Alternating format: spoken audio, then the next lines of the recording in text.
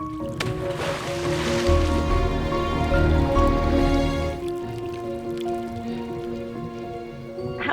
and welcome to this episode of Current Conversations. We are here to talk to individuals who are paving the way in making big strides in conservation, and we are here to have those meaningful conversations. And today we have a guest, Jennifer DuBey, and our own Katie Horning as well, here to chat about a recent project in Sanford, Michigan. My name is Jessica Meyer, and I'm also with Rivers Are Life, and we can't wait to learn more about this project and this community event. So, Jennifer, if you can go ahead and introduce yourself really quick. We absolutely are thrilled to have you here and can't wait to hear all about it. So thank you, Jessica. My name is Jennifer DuBey. I am a certified interpretive guide with a worldwide organization, so the National Association for Interpreters. I'm also a seasoned educator, an interpretive naturalist. I've been officially in the fields of interpretation for about 10 years, but I've always been interested in the natural world, right? Even as a child, my love of water actually comes from my grandparents who had a cabin on a lake, and that's where we spent most of our time, being involved in the water and doing whatever we could to figure out what was inside. I've worked for nature centers, nature conservancies. I've even worked as an intern for the state of Michigan through the course of my career. And right now I'm kind of retired, just hanging out, doing community projects, volunteering in other places. Yeah, that's wonderful. I love hearing the history behind what you do and how it's kind of shaped where you're at today. And I think that leads perfectly into the conversation we're going to have. And Katie, would you mind just briefly introducing yourself as well? I am with Rivers Are Life, Director of Marketing, and am also here located in Michigan. Jennifer and I actually have known each other for quite some time now, so it's lovely working on a project with you. Yes, Katie was super excited. She shared with the whole team here at Rivers Are Life, and she was able to film some content from behind the scenes as well of her family participating in the event. And I'm just so excited for that as well. That passion that she has for water conservation, and Jennifer, all the things that you planned throughout this event as well, just kind of lit a fire with our team. And we were super excited to have this conversation today because of all of that together. So, let's go ahead and just jump into the event itself. It was such a neat thing to kind of hear about from Katie's perspective and see the video of the spray painting, and I can't wait to talk about that. But she also gave us a little insight into some of the fun things you had, and I think at the event that really brought together a lot of community engagement as well. So we're going to talk a little bit about that. But first, do you mind just maybe giving us an overview of the name of the project and kind of just start at the beginning of where this came from for you? Absolutely, Jessica. So I belong to an organization. It's called MAO. It's the Michigan Alliance for Environmental and Outdoor Education. And I'm working on a piece to become a certified environmental educator. And that's like considered nationwide. It's pretty prestigious. There's only 6 states that currently hold that certification. And so Mayo is working towards that. We already have it, but then I'm working towards completing that on my end. So part of that is the professional level. You have to do a service project. You have to do something that's important to your community, conservation-wise, education-wise. And this project is kind of the baby of that, right? It's going to stem into something more eventually, hopefully. But so that's where this kind of started. So the project was a Sanford storm drain stenciling project in the Village Park at the baseball diamonds, brand new, which most people, they were destroyed by the flood. And so we have new infrastructure there. So let's start protecting that, right? Let's let people know coming into the community that we are concerned about what's being dumped into the rivers, because those of us that, are surrounded by water, we know that it goes downstream and affects everybody else downstream. And eventually it goes out to the Great Lakes and circulates all the way around again and comes back into the community. So that's kind of the project, and that's how it stemmed from. Originally, I was a resident of Midland when I started thinking about doing this, and I wasn't sure even where to start in that process, right? Midland is so huge. And so when we finally moved to Sanford, I decided I was going to approach the village board and say, we have this um, resource right now, and we need to protect it. We need to notify people. And so that's kind of where the conversation started. And so it was talking about, where does the water go, right? What are the rivers involved inside of our little community, and where do they eventually end up at? And storm drain stenciling, marking them. In the spring, we'll actually be doing some medallions on the catch basins, but it's too cold to do that right now. And there is talk about moving it forward through the whole entire communities. Wow, that's wonderful. Did you find any big hurdles at the beginning of kind of planning this, or those beginning steps of who you had to go through to get this project approved? It's finding who you need to talk to. That is Mm. the biggest part, because even though it's inside the village, we have a village board, right? Do I need to talk to the drain commissioner? Do I need to talk to the road commissioner? Who do we need to get approval? Who approves the stencil? So it's like, okay, I'm not even sure where to start. And then it happened by accident that I was at another community event talking to the village president, and she's like, send me a text, send me an email. We'll go from there. We'll start there. And it took us about 4 months to get the village to finally approve it. I went to a village board meeting, did my proposal, and then, we were good to go. I think it's important to note something important that Jennifer kind of touched on. The ball fields are new, and they're Yeah. new because the dams broke and washed everything away. So there's a lot of focus on the rivers here in our area because it's something that I think the people who were passionate about the rivers paid attention to before. But after the dams broke and the rivers played such a big part in, I mean, like everybody's lives in Sanford, in Midland, above the dams, below, that now this idea that the ballparks are back and people realize how much is flowing into the river, it's a great opportunity to kind of leverage something terrible that happened, but educate the importance of our local rivers too. So tossing that out there. Yeah, Yeah, I Katie, think that's a great point. I would totally agree. Like, you're surrounded by water. We know it's there. People use it, right, for recreation.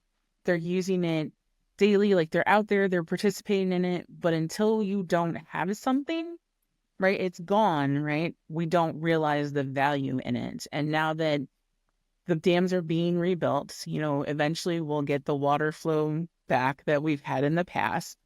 People now can see what the important part of that is protecting it. Yeah, absolutely. I think that really both things that you all said, I think really makes the firm foundation of education behind everything that we all do as like that pillar that conservation needs to stand on. A lot of us just kind of drive by waterways every day and they're just a part of our lives. And we almost kind of subconsciously take them for granted until we rely on them so heavily or heavily impacted by them that we need to change those mindsets. And I think education really leads to that inspiration and protection, and getting things like this community project that you're doing or that you completed and will grow, it sounds like, are pivotal pieces that people can do all around even the world, right? Those tangible steps to creating a long lasting difference. So I guess with that being said, you had 4 months essentially of kind of groundwork to get this event going. Um, did you find that once you got to the event, you're like, oh my gosh, like the hard work paid off, like volunteers showed up and you had all these things happening all at once? It's kind of sometimes a whirlwind when you see it all kind of come to fruition. But I want to maybe ask a little bit about the community engagement level that you had and the various educational pieces you had at the event, besides just the stenciling, because I think that's a whole nother element that's really important.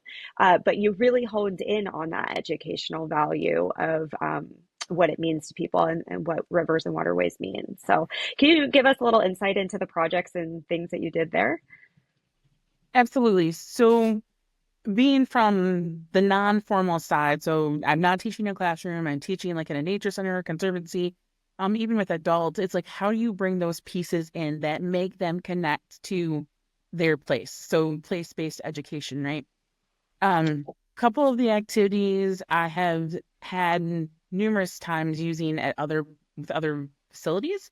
But one of them that is really important to me, is taking the watershed, right? What rivers are inside. So it's basically, where does your water go? And so you ask people, like, what are the 5 Great Lakes? How do you know that they're the Great Lakes? And what Great Lakes are we closest to? So here in Sanford, we're closest to Huron. And if you follow the rivers and the watershed, it leads back to Sanford. And so what that is actually some pieces of trim. They're painted blue. They're labeled with the rivers specifically here in Midland or in Sanford, and then how it flows down. And you take a ping pong ball or a little wiffle ball, and you have your participants use their fingers on the boards to actually drain the water drop into the Great Lake. So that's one activity. Another one that we did is, you're a drop of water, right? That drop of water doesn't necessarily land into the river. It doesn't land into the lake. It can land in almost 9 different places. So Katie and some of the other participants rolled the die, and the die has clouds, lakes, glaciers, groundwater, goes into plants and animals, and you roll the die, and that's your water journey. And so what I had them do, in particular, Katie and her family, there are 3 of them, so all of their journeys were different. And so on you have a little pipe cleaner, and that pipe cleaner, you put beads on it. See, Katie has hers, and I so love that so much. those bead colors tell you where you went. Oh, she's got all 3 of them. And so as you look at that, like white, the first one, white, is clouds. Most of the rain that happens gets dropped into the clouds, and then it evaporates back in. So when you have a very large group with that activity, usually they get stuck at the clouds, or somebody will get stuck in the glacier, because glaciers melt, but they don't melt at the rapid pace that the water would drop out of the sky. Wow, that's It was incredible. it was super. So the 2 activities were interesting because, as Jennifer said, like Paul, Zoe, and I all went, right? So Paul found the ping pong ball and the rivers really interesting. He's like, well, I knew we had all the rivers, but I didn't know how they were all connected. Like he didn't think about the watershed in a whole. Whereas the pipe cleaner thing, I mean, we were all doing it together, and we went to different places. So we all started in the clouds, but then, some of us, like, I don't know whose was this, but they spent a lot of time in dark purple. Oh, you can't see it, which could have been glacier, right? So we all went on different paths, even though we left from the same location. And as Zoe being a teenager, like, it clicked for her to see the path of water. So both of the stenciling was really cool to be able to spray paint and raise awareness and know that everybody who comes to the park will see, like, oh, this drains right to the river, we can see right there. But then doing the other educational components kind of helped bring it all full circle to understand, like, where water comes from, where it goes, and that it's always on a constant journey. And Yeah, I love that. one of the things that I did prior to Katie showing up, I had some watershed maps, right? And so we were talking about, what watershed where is Sanford? We're in this watershed. We're in the Saginaw Bay watershed, and then showing them, like, all of these watersheds flow. So it's the whole entire state of Michigan. They all flow into a Great Lake, right? So we are connected to that piece. And the gentleman that was there, his father had been years in storm drains, right? He knows the size of them. He's been around them, but he was not aware that all of these watersheds and all of these river systems flow into a Great Lake eventually. And so he was really, like, he learned something along those lines. So that was interesting for me. I wish, to be honest with you, that I had more community involvement, more volunteers come out. But this was a great starting point, right? So we have the setup, we know what needs to happen, and getting more volunteers. It was Halloween weekend, I get that. So that may have been the downside. But having the conversations with you guys, there's potentially an article that's going to happen in the local newspaper, like getting people involved. I've talked to some local conservation groups and they're excited about looking at their pieces. So maybe continuing this even farther into other areas that spread that. So we're protecting, I wouldn't say protecting, but we're educating and conservation, right? The local communities that have those storm drains. Yeah, I think that's a great piece to kind of segue into as well is sometimes breaking the barriers just within like community engagement in general when you're planning events can be very difficult. But just like when you're planting one tiny little seed, there is growth that happens within that. And, through the conversation that we're having today, we actually have a kind of behind the scenes short video that Katie compiled that is on our social platforms as well. So if anyone wants to see what that looked like from a volunteer perspective, that is available for people to look at, and even like down to spray painting those stencils, which was really neat. But I think that's a really great point of these projects do make an impact, even if it's a small event, because look, we're here talking about it right now, right? So, and people are still having the conversations about it, and it will just continue to multiply. And education, as we said before, is such a vital piece to conservation in general. And Katie, I just want to throw it to you for just a second. You had a lot of excitement behind going and volunteering and being able to bring your whole family, right? This was something that you did on your own, even though you're a part of Rivers Our Life. And we all do a lot of work and volunteer work and meet with a lot of people all the time in this space. You took it upon yourself to do this as a family. And I think that's a really good kind of question to ask you of how did you feel about that? Your family seemed to be very intrigued with it too, which is great. So can you give a little insight into how you felt about volunteering at this? Well, sure. So Jennifer posted it on social media. I think in the Sanford Strong, like Facebook group. I live in Midland, so I follow Sanford Strong because of the dams and like how, I mean, the community all came out to support, right? And then since then, I've just stayed involved in things and I'm super active in the community and in the like nature space. So when I saw the post, I thought, oh my gosh, we need to do this in Midland. If I can get with Jennifer and see how she did it in Sanford, like she said, Midland is bigger than Sanford and there's a lot of different people you would have to involve. But I was excited about it, and then the family comes along because it's important to teach the younger generation to get involved. And so I did bribe my husband with lunch. I said, "Let's do the spray paint thing, and then I'll get you lunch." But we all took something out of it. And so from that conversation, like I picked Jennifer's brain. I'm like, okay, so how did you make it happen in the village of Sanford? How can we do it in Midland? And then I've talked to a couple different organizations here to see how can we do it at least downtown where those drains, are in the park just by the river. So it's the idea, like the hope that like we could take this small initiative in like a little village and make it contagious. So like if Sanford can do Mm-hmm. it, then Midland can do it, then maybe Saginaw can do it or Bay City.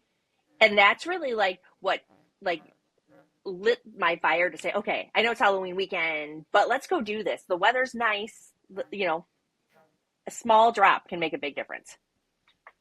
And so Yeah. piggybacking Jessica off of Katie's, when I was in college working on my undergrad, right, I volunteered with the local environmental education club to do storm drain stenciling on campus. And then, so that was like in Genesee County. So we were in Genesee County storm drain stenciling. It has spread across Genesee County.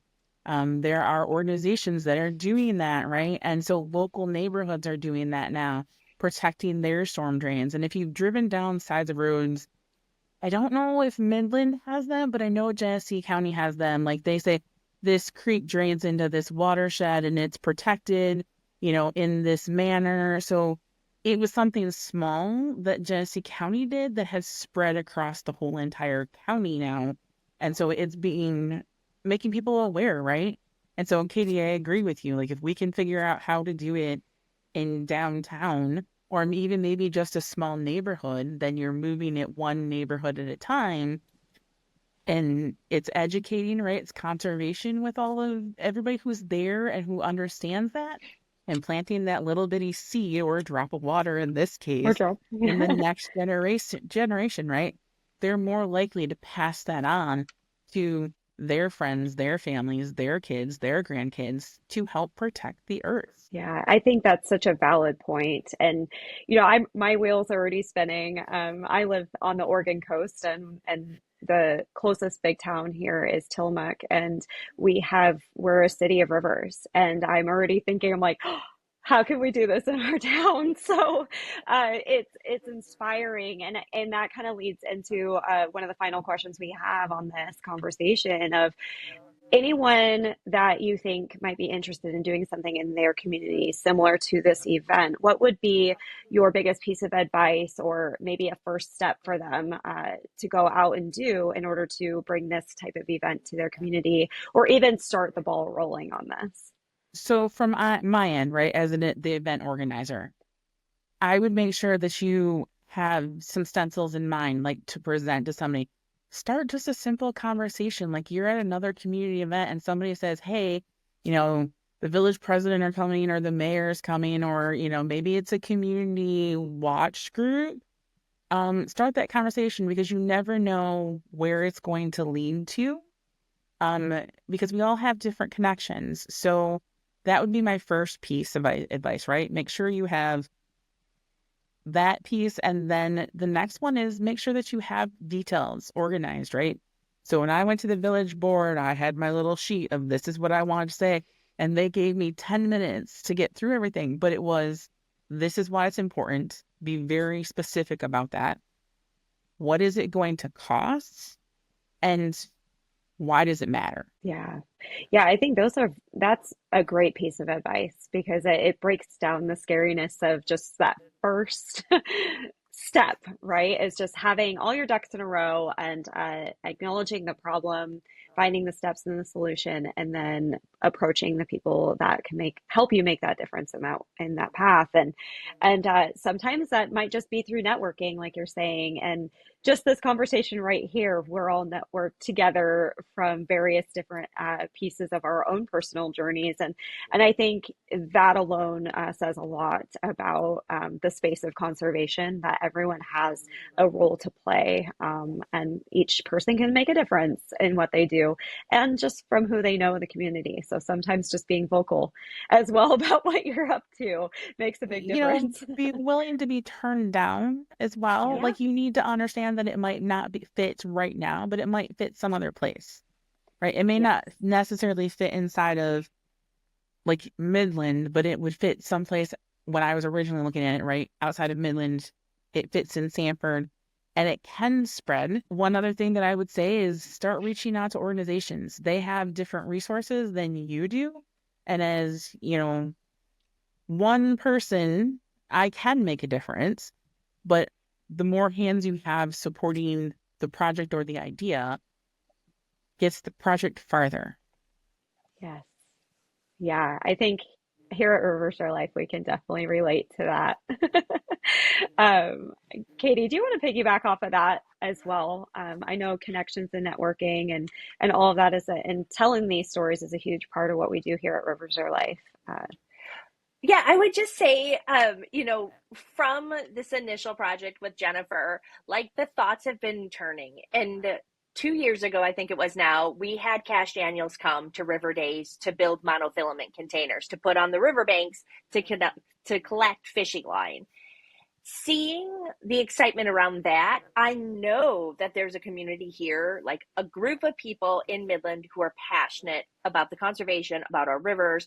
And so the Rivers Are Life kind of idea of connecting river heroes globally, this stencil project is something that can happen anywhere. And from conversations being had, I know that like we can take this and then help Jennifer, with the next phase of it, but then connect her to partners too. So we've all become like a big conservation awareness family. Yeah, absolutely. And I love the ability here on Current Conversations to be able to have those conversations essentially like in real time of things that are happening and what we all can do to support each other through it as well. I think it's very important and kind of just drives home the idea of rivers are life and river heroes throughout the world and how we all can connect and stay connected.